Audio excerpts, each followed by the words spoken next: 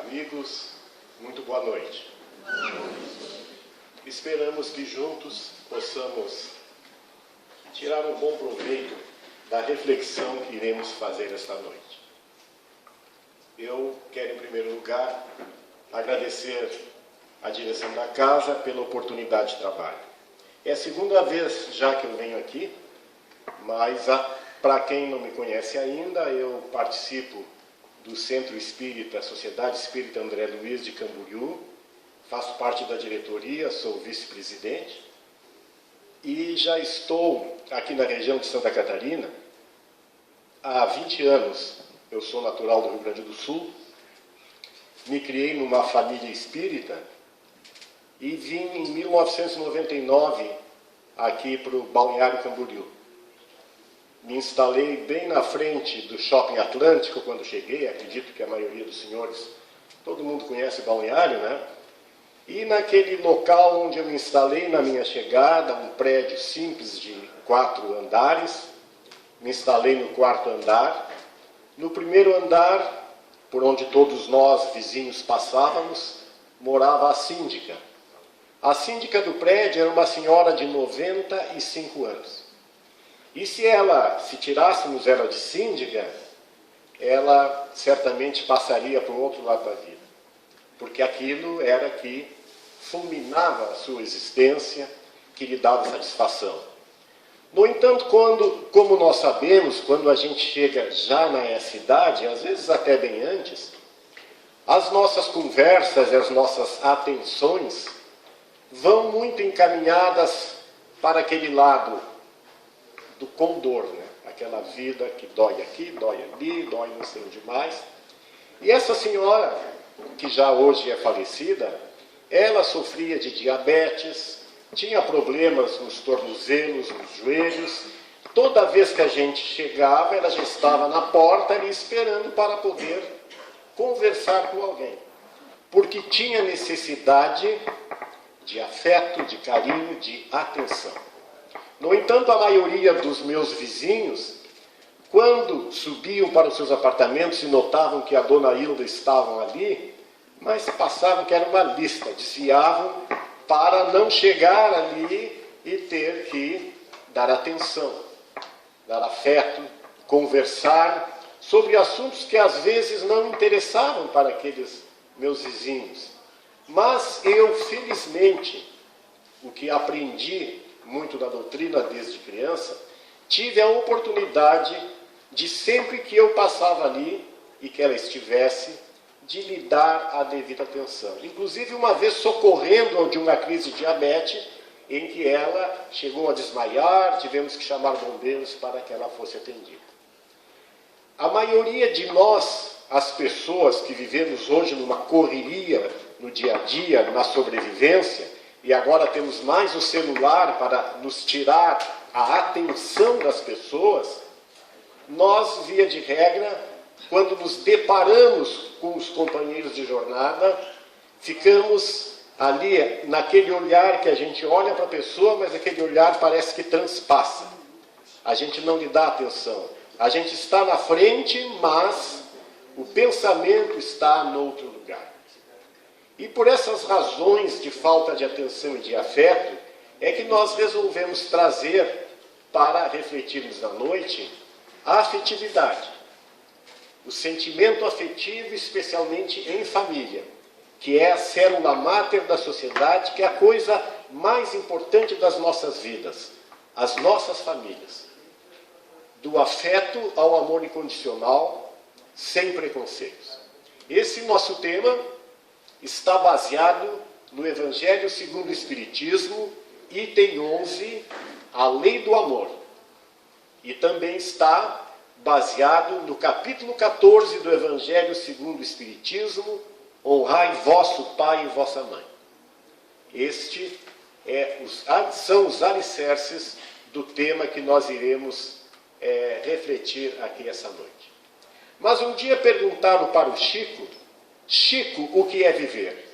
E Chico, naquela simplicidade que só tem as grandes almas, disse que viver é dizer aos outros que eles são importantes, que nós os amamos muito, porque um dia eles se vão e na maioria de nós ficamos com a impressão que não os amamos o suficiente.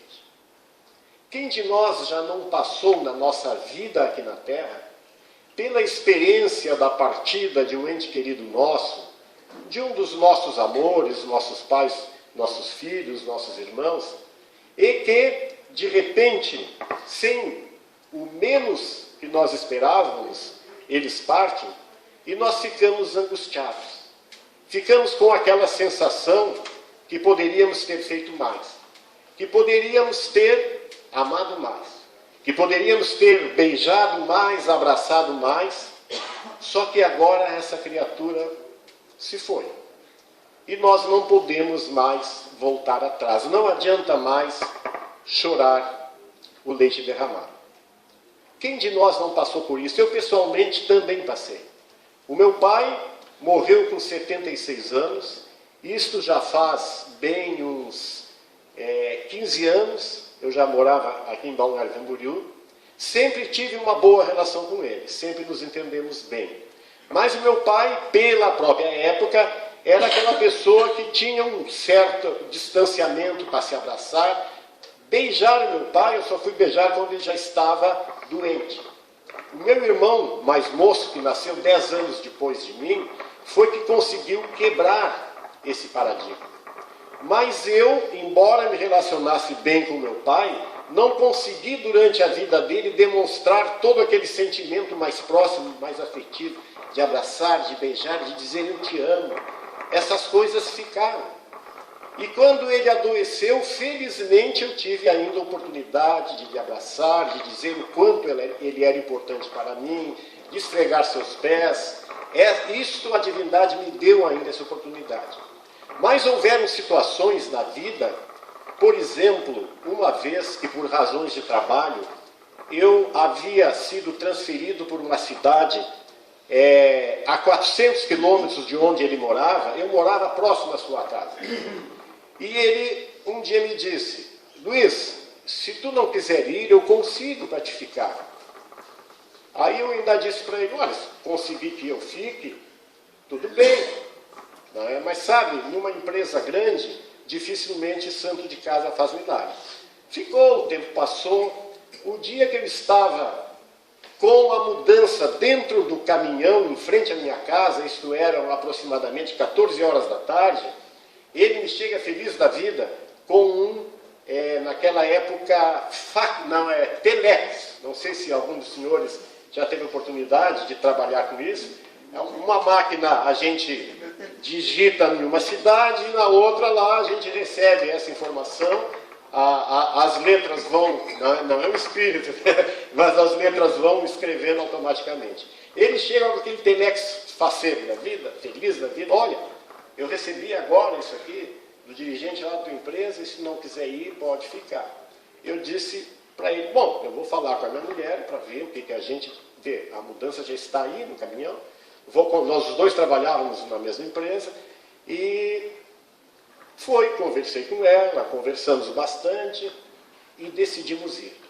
No final da tarde, eu resolvo ir em casa do meu pai para comunicar a decisão. Cheguei em casa, ele estava sentado na mesa da cozinha, tomando café com pão caseiro que a minha mãe fazia, e eu, escorado no outro balcão, disse assim, olha pai, a gente resolveu ir. Mesmo porque, olhem só o que eu disse para ele, mesmo porque não tem nada que nos prenda aqui mais. Só tem a casa, eu havia acabado de fazer uma casa, havia acabado, acho que uns 6 meses de construir, só tem a casa que nos prende aqui, não temos mais nada, e sabe, santo de casa não faz milagre, melhor é a gente ir mesmo.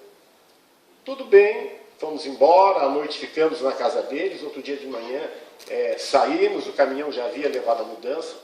Passou o tempo, o meu pai, ele auxiliava na LBA, não sei se alguns senhores chegou a conhecer, a LBA, Legião Brasileira de Assistência, tinha muitas atividades assistenciais de fato, e ele auxiliava na LBA, e eu soube, através da senhora, que era uma das assistentes lá, que ele havia muito ficado chateado com aquilo que eu havia dito, porque ele gostaria que a gente ficasse por causa da neta, que era a minha primeira filha, que tinha na época alguns meses, tinha uns 6 meses, e ele gostaria que a gente ficasse.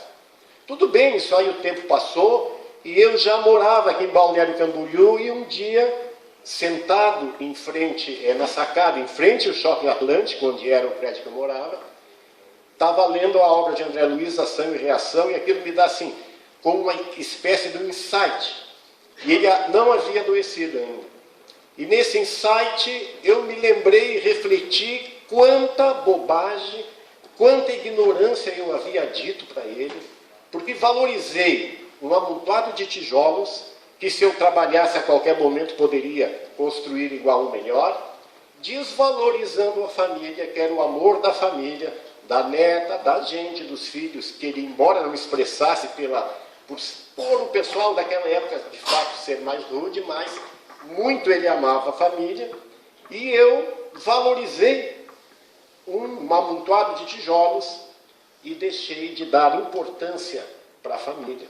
Naquele mesmo dia, peguei um caderno que estava em cima da mesa, me sentei lá na frente, à luz do sol, e escrevi uma carta para eles, dizendo o quanto eu os amava, que eles eram importantes, tanto ele como a minha mãe, pedindo desculpas por esse lapso que eu havia cometido, e a gente muitas vezes comete na vida sem se dar conta disso.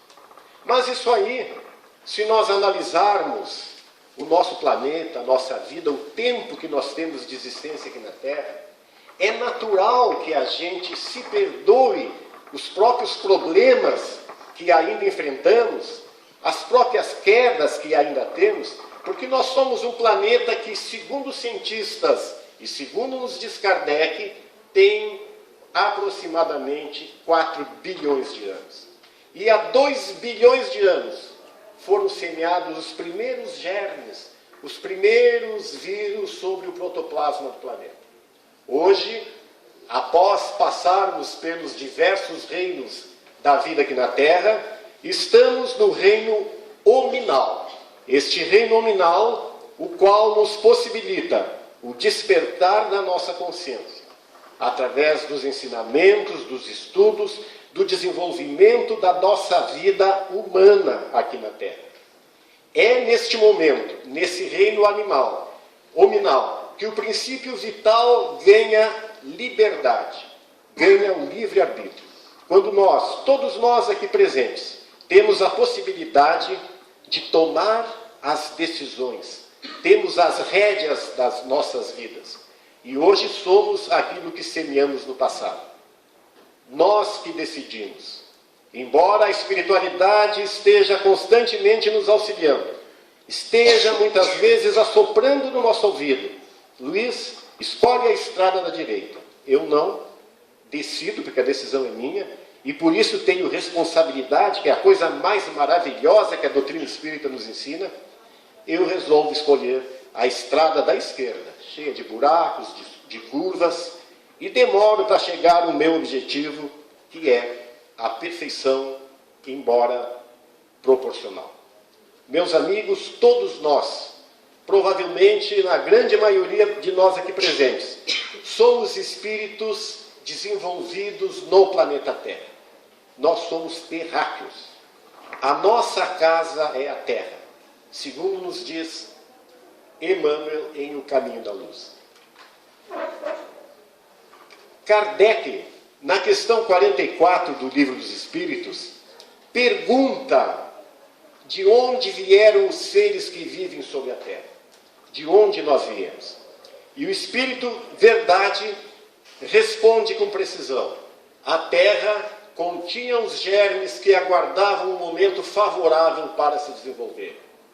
Os princípios orgânicos se congregaram desde que cessou a força que os mantinha afastados. E eles formaram os germes de todos os seres vivos. Os germes estiveram em estado latente e inerte, como as sementes das plantas, até o momento propício para a eclosão de cada espécie. Então, os seres de cada espécie se reuniram e se multiplicaram. Quem de nós não tem uma hortinha em casa, uma sementeira, ou plantamos hortaliças e legumes ou flores, e aí nós semeamos primeiramente na nossa sementeira aquilo que queremos plantar. Chega um momento em que as sementes despertaram sobre aquela terra e necessitam ser transplantadas para um outro local. Transplantamos-as, de repente elas crescem e geram frutos. Assim é a vida do ser humano aqui na Terra. Os primeiros vírus, os primeiros germes foram semeados sobre o protoplasma da Terra no momento em que ela já estava possível de gerar vida, e ali nós fomos semeados e viemos como um planeta ainda em formação, viemos passando pelos diversos reinos até chegarmos o que nós somos hoje. No entanto, ocorre a evolução da inteligência na Terra, que pode acontecer de três formas. Nós podemos, com o desenvolver e as reencarnações, já no reino nominal, permanecer na Terra, reencarnando na Terra. E para isso é preciso que tenhamos um desempenho moral e intelectual nos padrões do planeta. Segundo, podemos ir para planetas inferiores. Se, com a chegada deste terceiro milênio, se não conseguirmos ingressar nesse mundo de regeneração, quando não entendermos ainda que o amor é o objetivo essencial da nossa vida, poderemos ser chamados para mundos inferiores. Mundos que ainda estão num estado muito inferior ao planeta Terra onde nós vivemos. Mas também podemos ir para mundos mais evoluídos. Quando iremos? Iremos se ultrapassarmos o nível de evolução moral e intelectual da Terra. Poderemos habitar mundos compatíveis com o nosso estado evolutivo. Mas também, dependendo da nossa escolha, poderemos continuar ao redor da Terra, como espíritos milenares que somos, auxiliando no desenvolvimento deste planeta. Assim nós temos grandes almas como Emmanuel, como André Luiz, que preferiram continuar nos inspirando, nos passando informações para o nosso desenvolvimento. Com frequência, nós recebemos do alto a autorização, com autorização do Cristo, espíritos benfeitores com a missão de auxiliar no desenvolvimento do planeta Terra. Portanto, meus amigos, é neste mundo jovem ainda que nós somos inseridos. E os filósofos franceses dizem que 98,8% das criaturas que nascem aqui na Terra são recebidas com muito amor. Nossos pais nos amam. Nós, como pais, também recebemos aqueles seres pequeninos, frágeis, com todo o nosso amor, com todo o nosso carinho. As mães preparam aquele ambiente, aquele quarto maravilhoso, com as cores adequadas, com o material necessário, para receber aquelas almas que vêm para o nosso convívio, que nos escolheram onde nascer, porque existe em nós uma relação afetiva. Nós não estamos em uma determinada família por acaso. Estamos por uma razão muito importante. André Luiz, em Ação e Reação, nos diz que o plano espiritual reúne espíritos reciprocamente faltosos numa mesma família, a fim de que também, em conjunto, agora, reparem arestas, refaçam o que também, juntos no passado, destruíram. É a oportunidade de restabelecerem laços de fraternidade e amor. Ah, gente, aquela praga da sogra que a gente tem lá em casa. Aquele sogro também que é um pé no saco. Aquele irmão que só nos puxa para baixo.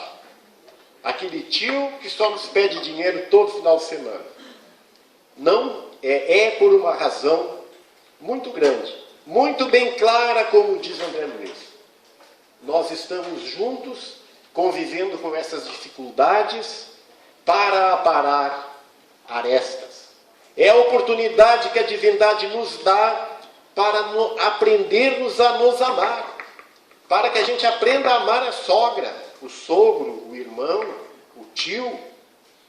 No entanto, também existem neste meio familiar aqueles anjos que vêm para nos socorrer, que vêm para nos auxiliar.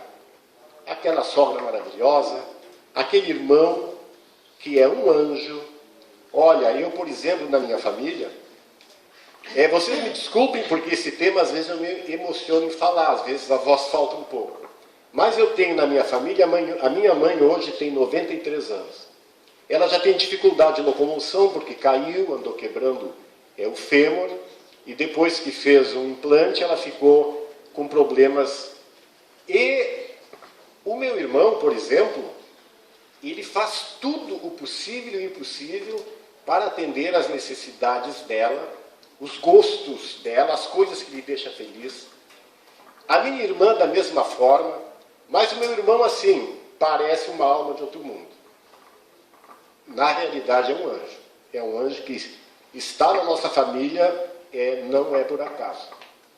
Certa feita, quando eu tinha uns 9 anos, eu vinha vindo com meus pais e meus tios, a gente vinha vindo do centro, e íamos chegando perto de casa, e um deles diz assim, que a minha mãe estava grávida, e que esse meu irmão viria com uma missão, de fato, de aconchegar e acolher a família.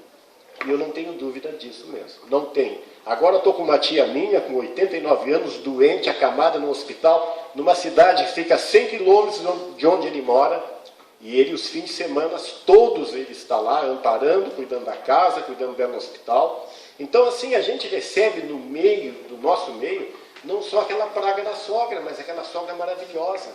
A gente não recebe não só aquele irmão que nos puxa para baixo, mas recebemos também aquele irmão maravilhoso, aquela irmã maravilhosa, aquela mãe que é uma santa, um pai que faz de tudo por a gente. Então a família é a coisa mais importante que a gente tem. Nós precisamos valorizar a família, amar mais os nossos filhos, os nossos pais, dizer para eles que a gente os ama, dizer e corresponder isso nas nossas atitudes. Em Ação e Reação, André Luiz continua dizendo que quando a nossa dor não gera novas dores, e quando a nossa aflição não cria novas aflições naqueles que nos rodeiam, nossa dívida está em processo de encerramento. Então, feliz daquele que parte para o outro lado da vida, sem deixar essas picuinhas do egoísmo envolverem nos nossos relacionamentos. Aquele que parte para o outro lado com a consciência do dever cumprido com a sua família. Aquele que espalhou só bondade, só amor, só fraternidade. Certamente, conforme diz André Luiz, encerrou o seu processo de reconstrução com os seus companheiros de jornada. Mas o professor Marins, em sua notável obra, um best-seller, Motivando para Vencer, nos apresenta uma pesquisa realizada por filósofos franceses que diz que a maioria de nós passamos 70% da nossa existência com culpas, nos corroendo pelas coisas erradas que fizemos, com culpas em relação com os nossos pais, que poderíamos ter amado mais, com relação aos nossos filhos, que não fizemos aquilo que precisávamos fazer, querendo refazer o passado, querendo, se culpando, lembrando e dizendo que se fosse hoje eu não faria isso. A maioria de nós, 70%, vivemos no passado. E no futuro, 25% tensos, preocupados. Quando nós vamos viajar, por nós hoje já estaríamos lá. Quando temos um problema para resolver, a gente não tem aquela paciência de esperar. Como diz Chico, quando o tempo passa, as coisas também passam. E aí ficamos ansiosos. A minha mãe, por exemplo, nós morávamos numa cidade 100 quilômetros do centro maior do Rio Grande do Sul, e ela viajava muito a essa cidade para consultar. Só que se ela tinha uma viagem marcada para amanhã, de manhã, às 8 horas da manhã, Hoje ela já estava na rodoviária. Não estava fisicamente, mas a mente já estava lá. Assim, quando nós passamos por alguns processos seletivos, passamos por problemas da vida, a gente já está tenso, vivendo. André Luiz conta um caso de um empresário brasileiro que estava com a empresa em falência. Resolveu se suicidar. Se suicidou, esperando encontrar a solução para os seus problemas. No dia seguinte, deu um boom na Bolsa de Valores, ele deixa a família milionária. A ansiedade, a questão da gente não ter paciência e querer resolver as coisas agora. E com isso a gente não vive. Observem por essa pesquisa que nós vivemos apenas 5% da nossa existência. Neste 5% é que eu existo, em que eu sou, que eu estou vivo. Eu estou vivo aqui, agora. Eu preciso, na minha vida, tomar as minhas decisões e fazer o melhor aqui, agora, neste segundo, neste momento que eu existo. Porque não adianta eu fazer ontem. Ontem já passou. Não me pertence mais. E não adianta querer fazer isso, deixar para depois, deixar para amanhã, porque amanhã não chegou ainda. Portanto, conforme essa obra do professor Marins, e este ditado aqui sul-americano, aqui agora, é nesse momento que eu existo. Nesse somente 5% que nós vivemos hoje, é que eu preciso fazer o melhor. A maioria de nós passamos pela vida e não vivemos. Isto aqui é um fato, não é algo que esteja em discussão, é um fato. Quando o tempo passa, nós nos damos conta tarde demais. Por isso, como ele diz, não se economize. Façamos tudo que estiver ao nosso alcance para expressar o nosso maior sentimento de amor. Olhe assim, a educação dos filhos, que a gente chama assim, a educação do vá para lá. Imagine o pai, ele está pregando na parede um prego para colocar um quadro, por exemplo. E o filho chega. Pai, o que você está fazendo? Não, vai para lá, meu filho, vai para lá que o martelo pode cair e lhe machucar. A mãe está no fogão fritando alguma coisa e o filho ou a filha chegam próximo. Mãe, o que você está fazendo? Não, vai para lá, minha filha, que pode respingar gordura e lhe queimar. E assim nós passamos o maior tempo da vida e depois estamos velhos, estamos em nossa casa, distante, meu filho, olha o pai e tal. Daí o tempo passou. Por isso é preciosa essa frase, não se economize. Doemo-nos ao momento presente. Façamos o máximo aqui e agora, no momento em que nós existimos, que nós somos, que nós podemos fazer alguma coisa. Por quê? A maioria de nós se preocupa muito com os bens materiais, com as conquistas materiais. E na maioria que quer buscar grandes ganhos, muitas vezes deixa de estar com a sua família, de abraçar seu filho, de beijar a sua filha, a sua mulher ou seu marido, em busca da correria, porque o ter se tornou uma epidemia mundial. Nós deixamos de priorizar o moral e priorizamos o material. Emmanuel nos deixa muito claro que é preciso existir a moral e o intelectual juntos para progredirmos. Mas a prioridade é do primeiro. A prioridade é do moral. E nós que moramos aqui numa região maravilhosa, lá em Balneário Camboriú, com frequência nós estamos na Avenida Atlântica e observamos os desfiles de Lamborghinis, Ferraris, Porsches e por aí afora. Prédios suntuosos, agora está saindo o mais alto da América Latina. E a gente se vê maravilhado com essas coisas. E às vezes não podemos ter, não podemos adquirir, porque de fato a riqueza não existe em abundância para todos. E aí ficamos insatisfeitos. E essa insatisfação gera frustração e infelicidade. Ficamos infelizes porque não sabemos ainda ter equilíbrio. Equilibrar o moral com o intelectual, com a tecnologia que nós temos. Portanto, como diz o professor Marins, viver é concentrar toda a nossa inteligência é concentrar toda a nossa vontade no momento presente. Por exemplo, eu vim aqui convidado pela casa para expor um trabalho. Eu preciso fazer o melhor possível na exposição do meu trabalho. Não adianta eu sair daqui e logo ali, eu devia ter feito isso, eu devia ter falado aquilo. Não adianta, porque o passado não me pertence mais. Não adianta, ditado popular, ficar chorando leite derramado. O futuro não me pertence ainda.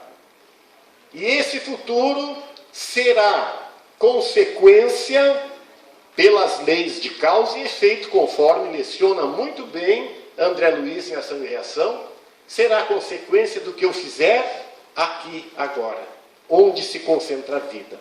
A vida se concentra no cruzamento dessas barras perpendiculares, se concentra no momento presente. Aqui que está a vida. E aqui eu preciso doar à vida toda a minha inteligência, tudo aquilo que eu aprendi para fazer o melhor. E se eu quero ter um futuro melhor, eu preciso fazer hoje, aqui e agora, o melhor. Se hoje as nossas vidas encontramos dificuldades, com certeza absoluta, foi porque lá no passado a gente não viveu e a gente não escolheu fazer o melhor naquele momento presente. E hoje nos queixamos. Alguns de nós chegam a dizer, Deus não é justo. Por que sofro tanto? E a doutrina dos Espíritos nos esclarece tudo isso com precisão. E nos dá responsabilidade. Nos ensina que a minha vida de hoje é o resultado de tudo que eu fiz até agora. E será no futuro, pelas leis da natureza, o resultado do que eu fizer aqui, agora. Do que eu fizer no momento presente. E esse nosso futuro, que alguns espiritualistas chamam de karma, ele pode ser modificado. Ele pode ser modificado, inclusive, o meu momento presente. Com amor, com tolerância, com perdão, com trabalho. Chico contava muito uma história de André Luiz, de um trabalhador espírita, aqui no Brasil, que em um dia de trabalho vem a decepar o seu dedo polegar esquerdo. E o pessoal comentava na casa, fulano, Segismundo é o nome da criatura, é uma pessoa maravilhosa, ela ajuda em todos os momentos, em todas as atividades da nossa casa, é caridoso, por que está sofrendo? E, em uma reunião mediúnica, manifesta-se um irmão espiritual informando que Segismundo havia programado perder o braço, porque sua consciência lembrava que ele, em encarnação passada, havia sido um senhor do engenho e havia triturado na moenda o braço de um escravo. Isto ficou na sua consciência por reencarnações. E havia programado nessa existência perder todo o braço. Mas ele, como criatura bondosa, pelo amor, pelo perdão, pelo trabalho, conseguiu modificar aquilo que muitos espiritualistas chamam de karma. Para nós, seria o termo mais adequado, dharma, que é o resultado positivo do nosso futuro. Chico Xavier, mensagem de André Luiz em Respostas da Vida. Cada qual de nós, seja onde for, está sempre construído a vida que deseja. Olha a importância dessa frase. A nossa existência hoje é a soma de tudo aquilo que fizemos até hoje. Este é o resultado da nossa vida. Divaldo Franco nos alerta que esta é a nossa mais importante reencarnação de todos nós. E por quê?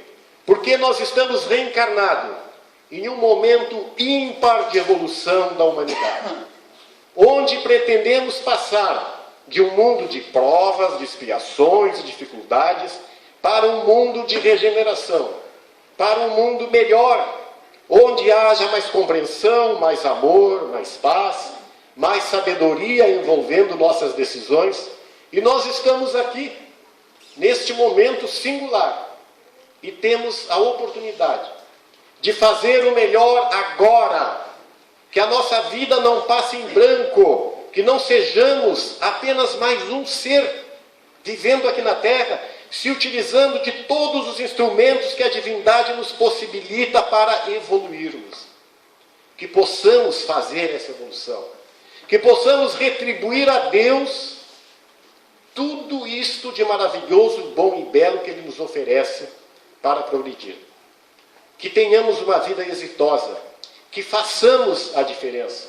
Esse é o objetivo da nossa existência no momento presente. Portanto, trouxemos aqui para os senhores, neste momento, que tomamos o conhecimento da vida aqui na Terra, do tempo de existência do nosso planeta, dos nossos problemas familiares, para que façamos uma reflexão sobre as pessoas importantes nas nossas vidas. Muito especial em relação aos nossos antecessores. E aqui neste momento, nós temos, para relembrar, duas fontes familiares de real importância na nossa existência. Os filhos, os nossos descendentes e os nossos pais, os nossos ascendentes. Lourdes Catherine, em sua notável obra Amar Também Se Aprende, nos fala em relação à responsabilidade dos filhos. Com relação aos filhos, além do amor devotado que todos nós temos, ao ponto que eu perguntasse aos senhores quem são as pessoas mais importantes das nossas vidas, e acredito que todos nós, sem medo de errar, diríamos certamente que são os filhos. Muitas vezes, esquecendo daqueles genitores que nos deram a possibilidade de viver. Com relação aos filhos, a responsabilidade ainda é maior, porque precisamos educá-los. Eles não vieram por acaso. Eles escolheram viver conosco a experiência salutar da vida e do amor. Por isso, a importância da responsabilidade nossa é muito grande. E se assim falharmos, responderemos pelas consequências. É muito grave. Lourdes Catherine diz que os dois maiores presentes que podemos dar aos nossos filhos são raízes éticas e asas da liberdade.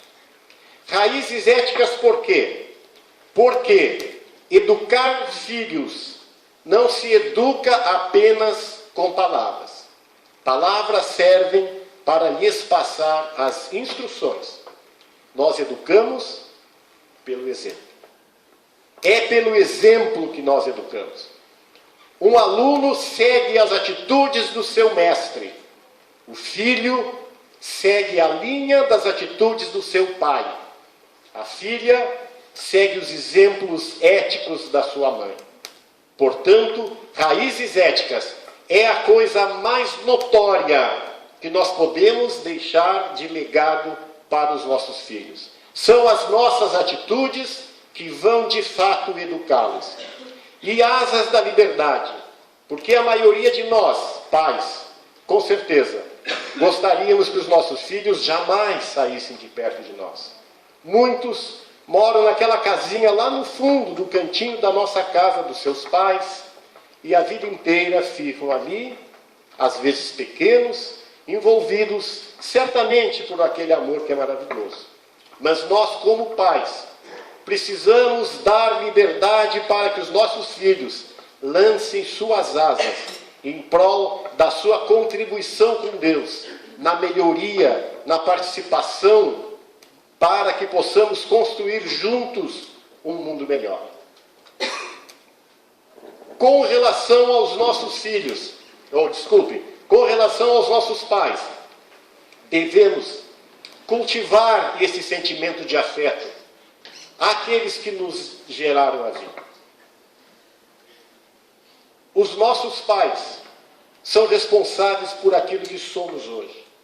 Graças a eles que nós estamos aqui na Terra. Eu lembro que a minha mãe, quando eu nasci, quase morreu. Ela ficou no hospital por quase 30 dias. Depois de mim, veio a minha irmã. E por último veio meu irmão, que também a minha mãe teve problemas. E poderia ter morrido, ao ponto de o médico ter perguntado para o meu pai: salvo a mãe ou a criança? No entanto, ela optou por nos dar a vida. Ela poderia, naquele momento, ter optado por não nos deixar viver. E quantas mães fazem isso? Quantas mães deixam de se alimentar para dar o único alimento que tem em casa para seus filhos? Os nossos pais são as nossas razões de viver. São por intermédio deles que nós viemos na Terra. E gostaria de lembrar aqui, se infelizmente algum dos senhores presentes, alguns de nós, tenhamos algum problema com os nossos pais, que aproveitemos, peguemos o telefone e vamos ligar para pedir perdão, para pedir desculpa, porque não existe, em hipótese alguma, qualquer espécie de razão para que tenhamos qualquer espécie de desavença com os nossos pais. E não sou eu que estou dizendo isso. Isso está lá no começo do nosso trabalho e está lá no Antigo Testamento. Veio 500 anos antes de Cristo. Honrai vosso pai e vossa mãe. Honrai vosso pai e vossa mãe é consequência da lei geral, da caridade e do amor ao próximo. Honrai o vosso pai e vossa mãe para que tenha vida plena na terra. É o nosso compromisso como seres de Deus encarnados na terra neste momento. Louvá-los que nos deram a vida. Louvá-los que nos deram a oportunidade de viver nesse momento ímpar da humanidade aqui na terra. Emmanuel, em encontro marcado, nos traça esta sua profunda sabedoria com relação aos nossos pais. Raramente estamos nas condições precisas para avaliar as crises que eles suportaram, a fim de que tentações e desequilíbrios não arrasassem o lar que nos serve de apoio e ninho. Se te encontras à frente de pais magoados ou sofredores, recorda um homem generoso que largou as conveniências da própria liberdade para colocar uma família nos ombros. E lembra-te de certa mulher, jovem e bela, que olvidou a si mesma e renunciou à própria vida, padecendo na carne e na alma, para que pudesses viver. Considera que eles se reuniram obedecendo os desígnios de Deus, a fim de que viesses ao mundo, e se não puderam ser felizes como esperavam, ou se as provações da existência os tornaram assim, quando estiveres ao ponto de censurá-los, pensa na alegria e no amor com que eles dois rogaram a Deus te abençoasse quando nasceste, e em silêncio pede também a Deus que os abençoe. Muitos de nós, depois que a vida passa e que nos tornamos pretensos pseudo-sábios da vida, ficamos a criticá-los, esquecendo que eles foram que nos deram a oportunidade de viver. No começo de janeiro deste ano, um amigo meu me convidou para um churrasco num prédio lá na Barra Norte de Balneário Camboriú, em que ele estava hospedado, e convidou a sua mãe, convidou os seus irmãos, e nós estávamos lá fazendo aquele churrasco. No entanto, ele, que em outras vindas à cidade se hospedava na casa de sua mãe, numa casinha humilde, ele hoje, como é um político, é um prefeito numa cidade do Mato Grosso, resolveu se hospedar em um apartamento mais luxuoso. Ela estava desabada, arrasada, era só no que falava. O meu filho não me convida para sair para jantar, o meu filho veio aqui, faz 10 dias que está aqui, e se hospedou, e ela estava assim com os nervos à flor da pele. E sentados na volta da mesa, naquele instante, começamos a conversar sobre isso, e ele bobeando e gozando, porque a mãe, não sei o que, papai, e ela começou a chorar. E aí, de repente, eu tive que dizer para ele, meu amigo, Aproveita, porque cada segundo da vida perto de sua mãe não volta mais. E depois, quando ela se for, vai ser tarde. Vai ser tarde demais. Bem conforme vimos aqui, conforme diz Chico, depois vai ser tarde. Nós deixamos de dizer às pessoas que nós amamos agora, de valorizá-las. No entanto, a pessoa dessa idade, a sua mãe, o que ela queria e que as pessoas de cabelos brancos já dessa idade, que cultivam os seus filhos, que idolatram os seus filhos, querem apenas uma coisa que não custa nada, uma coisa que é de graça, que é afetividade, que é carinho, que é amor, que é atenção. Isto nunca é demais, isto não custa nada. Portanto, eu queria convidá-los, neste instante em que fizemos o fechamento desta temática, para que valorizemos os princípios fundamentais da vida. Primeiro, o perdão. Queria nem é convidá-los, é convocá-los a que façamos um mutirão do perdão, que todos nós revisemos nossas consciências com aquelas pessoas que temos desentendimentos. E peguemos o telefone agora, ou vamos à sua presença para lhe pedir perdão. Porque o perdão é um instrumento capaz de acelerar o nosso progresso moral. Muitos espíritos passam por milhares, centenas de reencarnações se perseguindo, porque um não perdoa o outro. E não pense que quem ofende é o maior culpado. Quem é ofendido, que está magoado, é que adoece. Nós, quando somos traídos, quando somos amargurados, nós adoecemos. E ficamos remoendo aquela mágoa lá por dentro de nós. E quando não dissipamos essa mágoa vira em doença. Qual é a maior causa do câncer? Das enfermidades que nos causam a desintegração praticamente do corpo físico? É a mágoa, é o rancor, é o ódio. Que aproveitemos e tomemos esta iniciativa, cada um de nós, de pedir perdão para aquelas pessoas que porventura magoamos. No entanto, perdoar outra pessoa que nos magoou, perdoar aquela que nos feriu, não significa esquecer.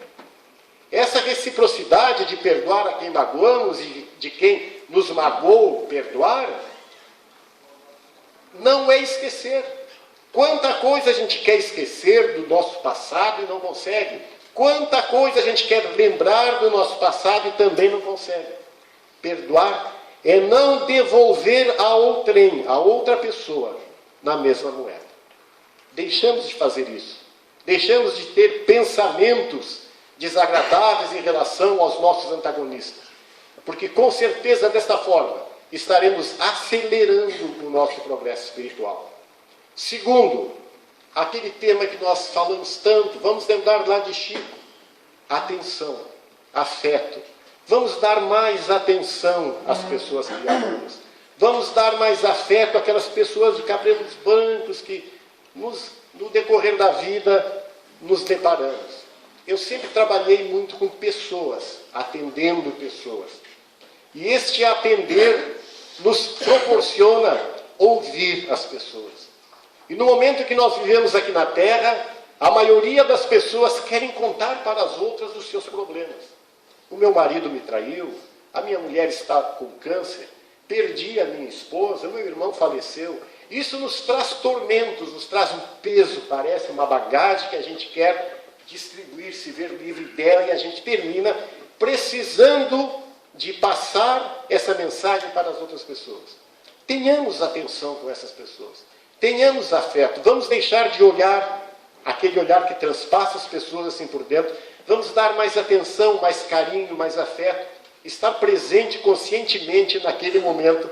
Porque todos nós sem exceção, necessitamos de afeto e de carinho. E finalmente, o amor. O amor é a causa da nossa existência. É o motivo da nossa vida. É para isso que vivemos e, como diz Divaldo, precisamos aprender a amar. Iniciando por nos aprender a amar primeiro. Porque no momento que eu consigo me amar, estou amando um ser, uma criatura que eu conheço todos os defeitos, todas as causas, todas as aflições.